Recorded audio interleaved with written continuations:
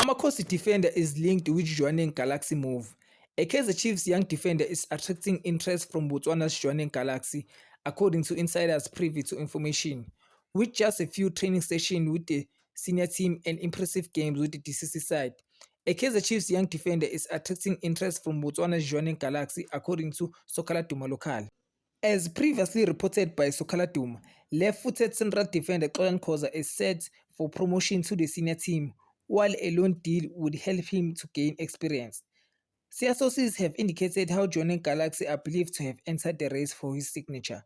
The insiders added that if all goes well, the move could happen in January once he signs a senior professional contract with Chiefs, as he can't be loaned out as an amateur to foreign country. They are interested in signing him on loan, but that could only happen in January as he can't move at the moment. Thanks for tuning in. Don't forget to like and subscribe to our channel. Bye.